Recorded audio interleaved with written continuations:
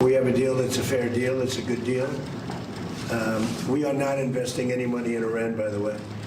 That rumor got out there yesterday. It was ridiculous.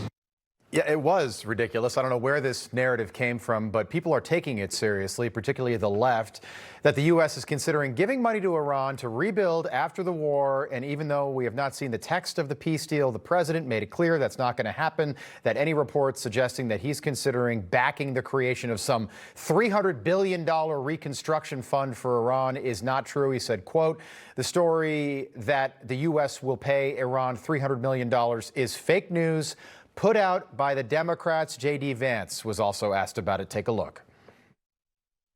The Iranians are saying that they're going to have access to a $300 billion reconstruction fund. True or false? Well, Ed, that's the sort of thing they could have access to, funded by the Gulf Coast Coalition, so long as they honor their end of the obligation. So what is happening here? Tennessee Congressman Tim Burchett is with us. He's also a member of the House Foreign Affairs Committee. Congressman, good to have you back. So, look, I can't make sense of this. Iran has been threatening genocide against the U.S. and Israel for decades. They won't comply on nukes. They've funded proxy terror groups like the Houthis and Hezbollah. They've killed thousands of people, including Americans. They've tried to assassinate Donald Trump, his family. Why give them a penny once this war is done? I don't get it. I agree. I've got the bill to defund the Taliban, $40 million. We give them about $40 million a week. Yeah, I don't get it. I don't understand why we can't get control of our own money and keep it within our country. I think there's a lot of false narrative out there on what's going on with some of it.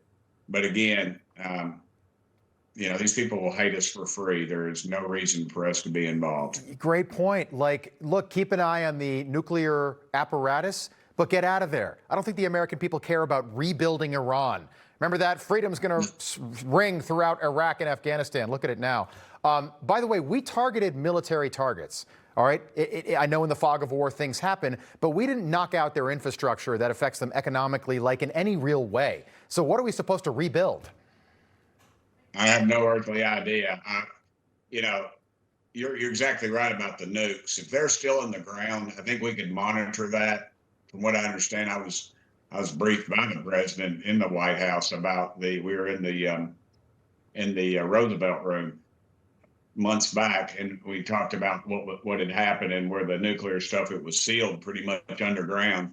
And I think we could monitor that by satellite if we think they're trying to access it. We need to stop it.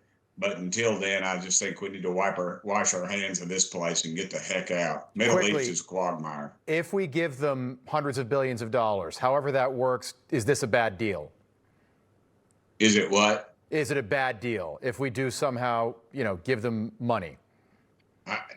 I can't see it anywhere being a good deal, but I think you're saying it'll be a lot of the other countries over there involved in it. Yeah. If there's some economic gain to it, we get a return on our investment, then possibly. But we export energy, right? We export energy right now. I still don't see why gas is going up. I realize it's a commodity and I'm an uneducated redneck. I know, you're smarter than I am. But to me, the oil companies are just using this to gouge us. Yeah, the American people, by the way, were not really in support of the Marshall Plan after World War II.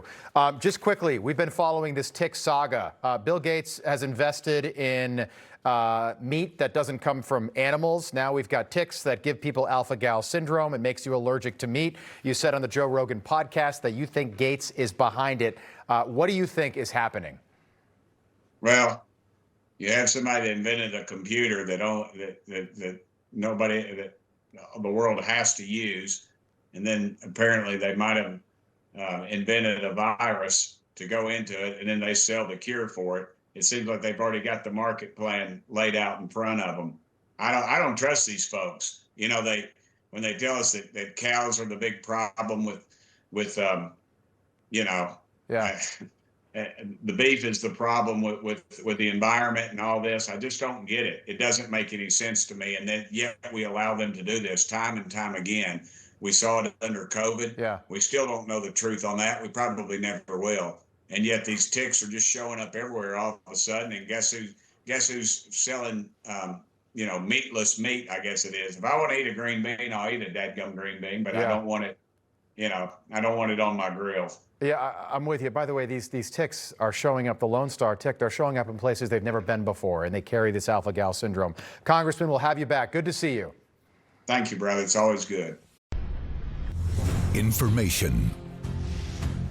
Truth is freedom. Is Newsmax. It's real news for real people.